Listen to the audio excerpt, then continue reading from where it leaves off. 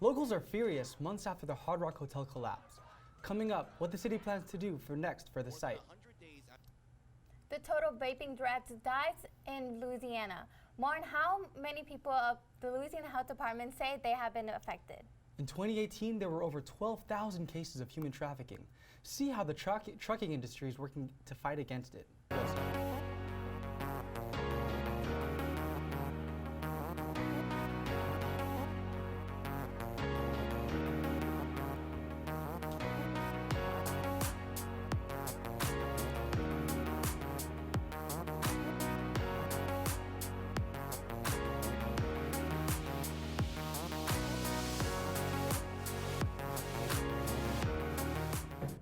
Good afternoon, I'm JC Canicosa. And I'm Anam Siddiqui, and you're watching PAC News for Tuesday, January 28th. The Hard Rock Hotel collapse site stirs up anger with residents. Reporter Andres Fuentes is there live. Good morning, JC. Good morning, Autumn. Just want to say I'm right here out front of the Hard Rock Hotel collapse site right now, more than 4 months after the disaster.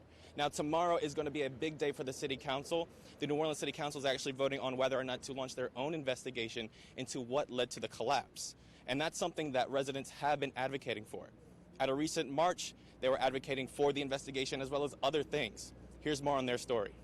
Hard Rock, take your building down. Take it down. Hard Rock, take your building down. More than 100 days after the Hard Rock Hotel collapse, New Orleans residents took to the streets. Hard Rock, take your building down. Giving a voice to families impacted by the disaster. Down. The collapse killed 3 construction workers, 2 of which still remain inside the unstable building.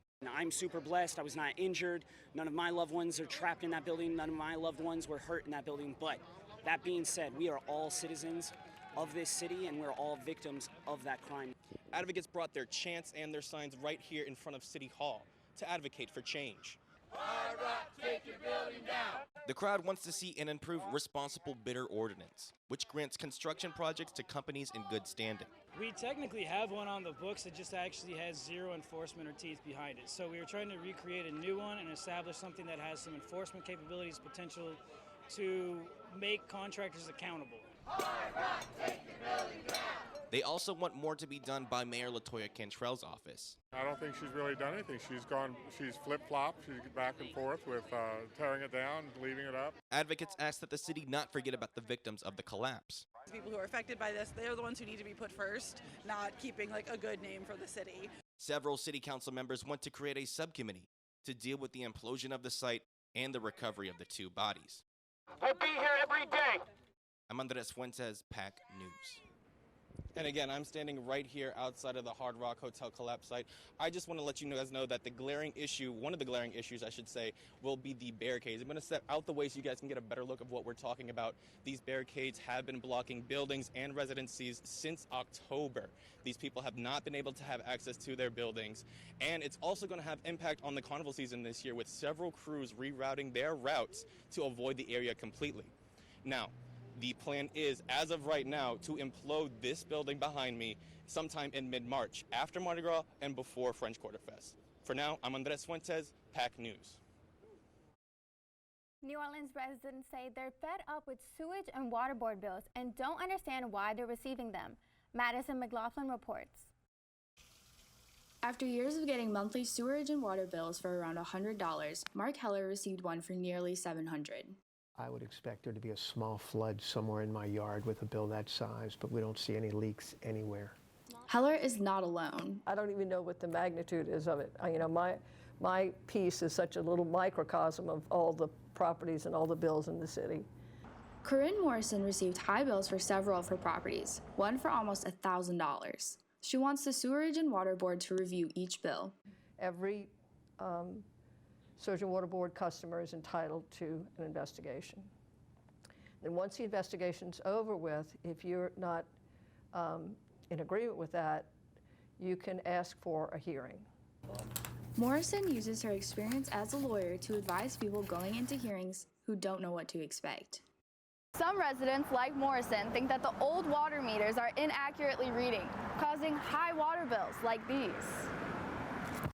The city is trying to work with the board to solve the bill and water meter problems. We've tried to, and the reason why I sigh there is because we've tried to talk to each other about it. Even going into his 2017 election, Geruso knew the sewerage and water board would be a top priority. This billing issue has been a chronic problem for as long as I can remember. The Sewerage and Water Board said in a statement that they are, quote, committed to working with any and every customer who believes they have received an inaccurate bill, end quote. But customers are still looking for answers.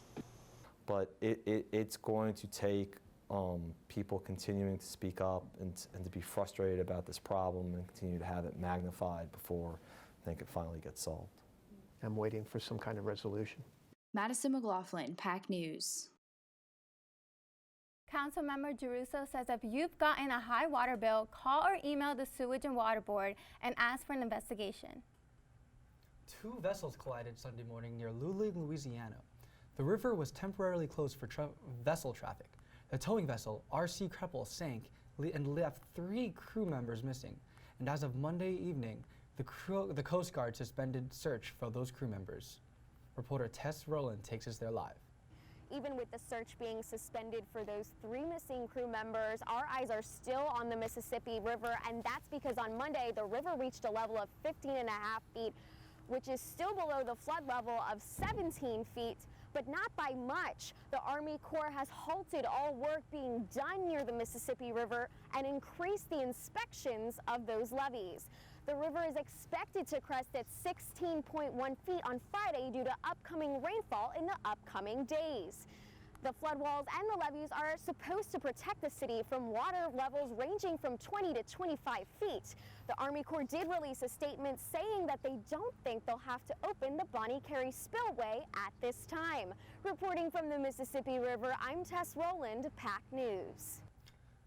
Coming up, how a group of truckers are advocating against human trafficking.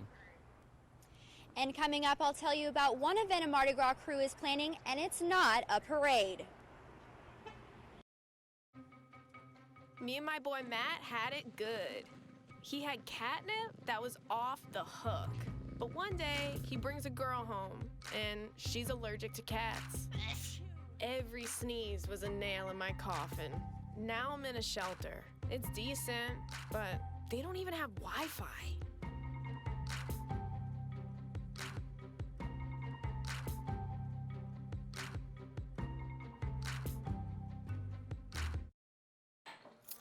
What do you think you're doing, Kevin? Was just gonna drive home.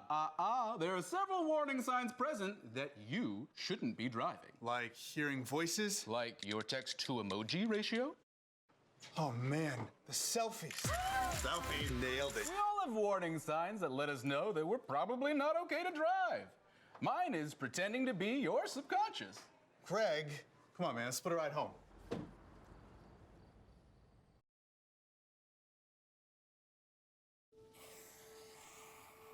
Dad? Just 1 minute, okay? Hey, Bobo, do trees tell each other stories? I'm sorry. I'm afraid I don't know that. Hey, why don't we go find out?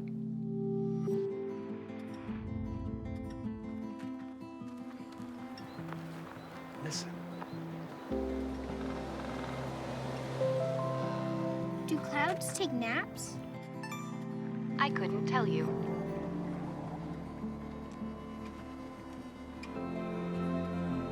Can birds draw pictures? I don't have an answer for that. Dad, do stars visit their friends? Look!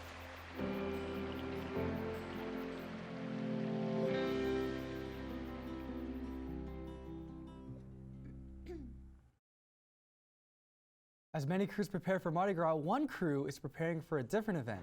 Reporter Lily Cummings has more. I'm at the intersection of Esplanade and Mystery, where that event will take place this Saturday and where the crew of Red Beans lost a loved one this last Mardi Gras season. While most Mardi Gras crews are looking forward to carnival season, the crew of Red Beans is looking back to last year when they lost crew member Sherry Walls the night of Endymion. Big inspiration to all of us. Riding with Sherry was her friend David Hines, who was also killed. Sherry and David were riding in a bike lane just like this one down Esplanade Avenue when they were struck by a drunk driver. 7 others were injured that night. According to Bike Uneasy, 5 cyclists died in New Orleans in 2019, and less than a month into 2020, the city has already reported 1 death. Bike Uneasy was created by Charlie Shuley, and since 2013, he has collected data on cyclist injuries, hit and runs, and deaths. Number one cause of cyclist deaths is motorists leaving the cyclist to die on the road. Devin DeWolf is the creator of the crew and is spearheading La Tour de Bean in their honor. Because our city does a great job protecting the actual events, but I think we could do a better job getting people to and from, and especially making sure that drunk drivers are completely separate from bicycle and pedestrian zones. The crew of Red Beans hopes their message they send on February 1st at La Tour de Bean hits home and the city runs to make change. Now you can see behind me here this ghost bike that was left in Cherie's honor. That event will take place right here from 9 to 1 on Saturday. I'm told there will be speakers, music, and it will all be very family friendly. Reporting live in Mid-City for PAC News, I'm Lily Cummings. Louisiana Department of Health confirmed a 3rd vaping-related death in Lafayette. Back in November, Baton Rouge had its first death in vaping-related injuries. As of January 24th, the department reported 35 outbreak cases related to vaping, with ages ranging from 17 to 71. And the CDC confirms a 5th case of coronavirus in the U.S. That's after new cases were verified Sunday. 2 of the patients are in California and 1 is in Arizona. The 2 previously confirmed cases are in Illinois and Washington state. Health officials say all 5 patients have recently traveled to Wuhan, China, the epicenter for corona. About 100 people are being tested for the virus in the U.S., but most test results have been negative. Worldwide, more than 50 people are dead due to the virus. None have been in the U.S. President Trump's legal team made their first full day of arguments in his Senate impeachment trial. But the talk of the Senate floor surrounded a book manuscript by former National Security Advisor John Bolton. In it, Bolton writes that Trump wanted to continue withholding military aid to Ukraine until the country helped with investigations into Democrats, including the Bidens. The Democrats used the manuscript information to continue their call for former National Security Advisor and others to testify, while Republican senators have been downplaying the manuscript. A White House official says President Trump has watched parts of the trial and has been pleased by his performance of his legal team. The Junior League of New Orleans gave students from Sacred Heart the chance to learn about dangers of human trafficking and how they can do their part to stop it. Sam Lucio reports from Uptown. My son and I were driving through Oklahoma City, had the radio on, and the guy comes on the radio, "Hey, anybody want any underage girls?" In 2018, there were over 10,000 individual cases of human trafficking and over 23,000 survivors. And the Junior League of New Orleans is helping the community put a stop to it. Truckers Against Trafficking is using the Freedom Driver Project to spread awareness on how to stop human trafficking, and they're bringing the show on the road. The Freedom Driver Project helps educate members of the trucking industry and the general public about the realities of domestic sex trafficking and how the trucking industry is combating it. As we educate, equip, empower, and mobilize members of the trucking industry to notice signs of sex trafficking and to fight it as part of their everyday jobs. I hope that the takeaway is that people see it as a real issue and a real problem, not just in our community, but in our nation, and then also globally. It's an everywhere problem, but an anyone's solution. It's not one person is going to solve it, one industry is going to solve it. We have to discover and disrupt human trafficking wherever it's happening and everywhere it's happening. Truckers Against Trafficking have been around for 10 years, and in that time, they have trained over 800,000 drivers to notice signs of trafficking. And since it has been in existence, over 2,000 calls have been made to the national hotline from truckers alone. Sam Lucio, PAC News. To success that they are beginning to branch out into the busing and energy industries, where human trafficking is just as prominent. Will we need our jackets for the rest of the week? Find out next in our weekly forecast from Amy No.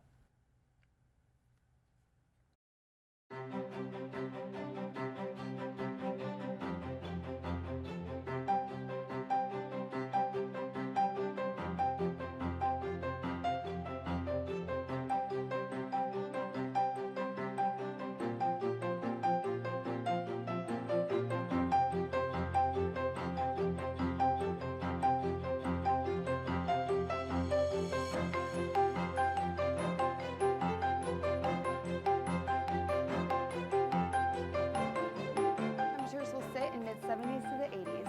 Back to you, Lester. Thanks, Taylor. And in our final story of the night,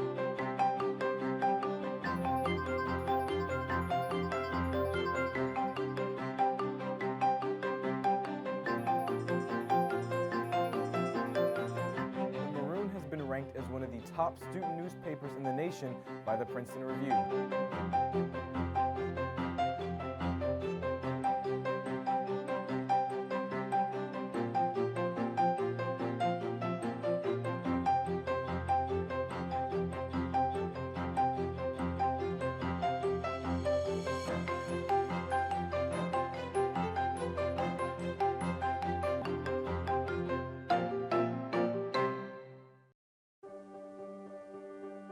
Being prepared is a part of who you are, but it's especially important in the case of a disaster. Be informed about possible emergencies in your area. Make a plan that covers where you'll go in an emergency. Build a kit with the things you need to survive. There's no one more capable of planning for your situation than you. Start your plan today. Go to ready.gov/myplan. Good afternoon, I'm Amy No, and here's your weather forecast for Tuesday, January 28th. Yesterday's clouds moved out and we're left with clear skies and colder temperatures at around 59 degrees today, and highs will reach about 66. Tonight, clouds will move in, and with them will come some overnight storms at around 4 a.m. By sunrise tomorrow, though, we should be seeing clear skies and highs of a 62. For the rest of the week, you'll want to keep your umbrella on hand as we'll be flipping and flopping between days of rain and days of clear skies. Thursday, partly cloudy skies are on tap, so temps stay low at about 58 degrees. Now going into the weekend, on Friday, showers will stick around all day, but these showers make for good weather until Monday. Highs for the weekend hover between mid-50s and 60s, but we'll close out the weekend on Sunday with lots of sun and highs of 66 degrees. But for today, grab a jacket and some sunglasses as you head out the door. Autumn, back to you. Coming up in sports, how Loyola's baseball team plans on making a comeback after a very bumpy season. There was an old woman who lived in a shoe. She had so many children, she didn't know what to do.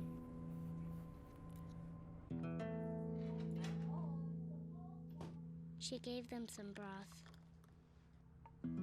without any bread and kissed them all soundly and put them to bed. Hunger is a story we can end. End it at feedingamerica.org.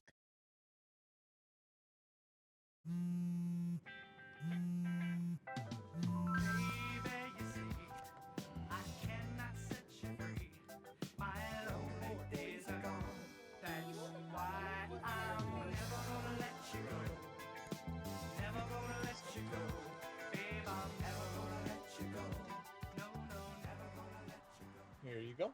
Thank you. Thank you.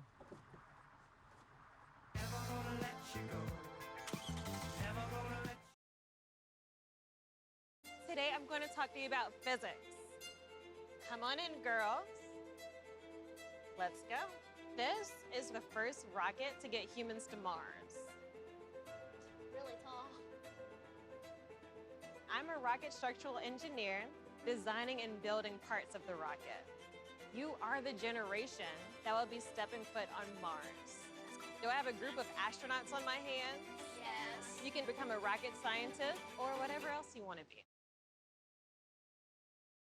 1 in 3 adults has pre-diabetes. That means it could be you, your favorite brother, your other brother. Yes. You, your football buddy, your football buddy.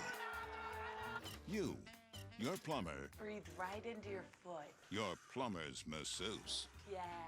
You, your dog walker, your cat jogger.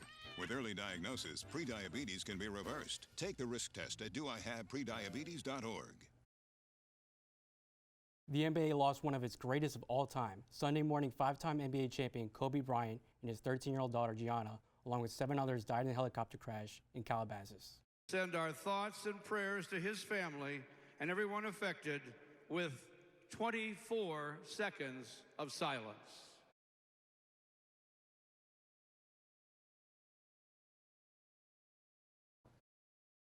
NBA teams across the league honor Bryant by taking a 24-second shot clock violation. Right now, you're looking at the Detroit Pistons honoring Kobe before their home game against Cavaliers last night. Kobe wore the number 24 for 9 years when he played for the Lakers. Hall of Fame officials say Bryant will be inducted into the Naismith Memorial Basketball Hall of Fame in August. Gianna was just as passionate about basketball as her dad. The UConn women's basketball team honored her by placing a UConn jersey on the team bench. Gianna dreamed of playing at UConn for her college career. Here at home in the NBA, the Pelicans will see how their #1 overall pick will do in his first road test. New Orleans heads to Cleveland to play the Cavaliers tonight. The team hopes Zion Williamson will have another impactful game. The rookie racked up his first double-double over the weekend against the Celtics with 21 points and 11 boards. Drew Holiday and Lonzo Ball also had big nights. Holiday led the team with 25 points and Ball picked up 15 assists, a new career high. The Pelicans play the Cavs in the Q at 6:30 p.m. The Wolfpack baseball team started this season on a high note with 2 wins against Tougaloo College to open the season. I had the chance to speak with the team to preview the year. The Loyola men's baseball team finished with 21 wins and only 3 wins in conference play. This season, they have one goal in their mind. We're trying to earn respect is the big goal for us this year. Players say the work toward earning respect as a team hasn't just started now, though. We've been working really hard in the fall and then early this spring. We're just trying to come out here and make a name for ourselves this year. After a disappointing season last year, the Wolfpack are looking to bounce back with some new players, a new coach, and a new outlook. New head coach Jeremy Kennedy is coming to Loyola with an impressive resume, winning multiple coaching awards, and is looking to bring his experience to the Wolfpack. I think culture and development is key to some of the success we've had in the past. Along with new head coach Jeremy Kennedy is new assistant and pitching coach Stephen Bruce, who is confident in his pitching staff. I think we'll surprise some people. I think we'll make some definite jumps here in the right direction. As far as the overall goal for this season, the importance will be taking care of the little things, and the results will take care of itself. We haven't set any set in stone goals of we want to win a national championship or a conference championship. I think obviously we want to do those things, and that'll be an expectation every year that we're going for those things. But really at the end of the day, what we're going to do is we're going to go out and we're going to play hard for our teammates each day. And I feel like if we take it game by game, pitch by pitch, and we're locked in and doing the things that we need to do, whatever the results end up being, or so be it, we'll live with those results.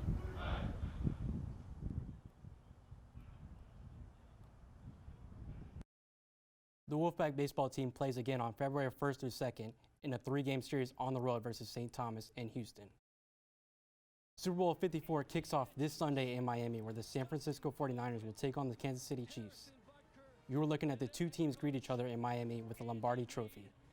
The Chiefs will take the field with their high-scoring offense and defending MVP Patrick Mahomes. The 49ers have the strong rushing attack and the second-ranked defense in the NFL this season. Kansas City will play in their first title game in 50 years, while San Francisco seeks their 6th Super Bowl win in franchise history.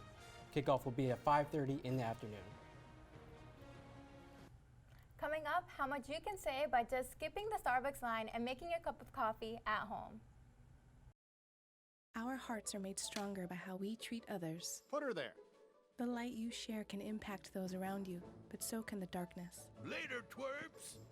Did Pete saying mean things bother you? So when you reach out to another person, take a moment to consider how they will feel and let your heart be the key to making a difference. Because of you, someone's entire day, year, or even life can change. In every heart, there's hope.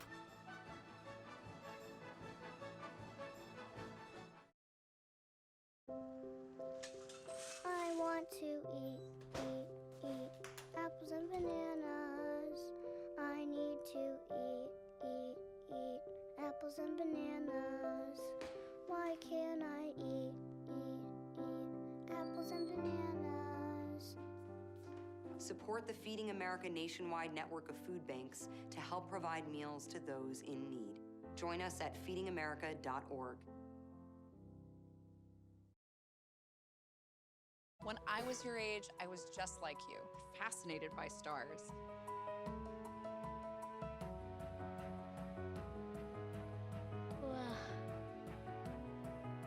But now I get to search for life in the universe. And who knows, maybe life is looking for us too.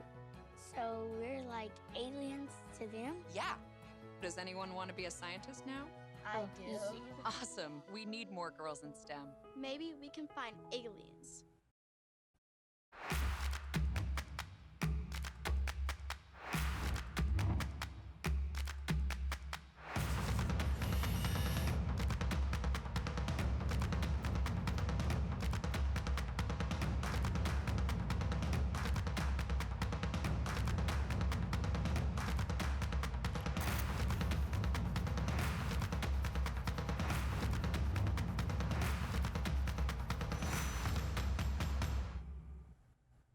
According to a survey conducted by the finance app Acorn, 1 in 3 Americans spent more money on coffee than they invested. Tess Rowland reports on how much you can save by just skipping your daily lattes. Venti coconut milk mocha for Anna. A hot latte. That's how the day begins for most college students. I got a venti iced caramel macchiato. A venti strawberry acai with lemonade and no berries. Yes, I need coffee to function. To some, it may be a necessity, but in time, those macchiatos and acai refreshers can add up. Have you ever thought of how much you're actually spending on coffee? No, because it's really scary. But what if you invested that coffee money elsewhere? In Louisiana, 48% of students graduate with student loan debt. The average borrower in Louisiana owes $26,800 in student loans. Say if you spend $20 a week on coffee, that adds up to $1,040 a year.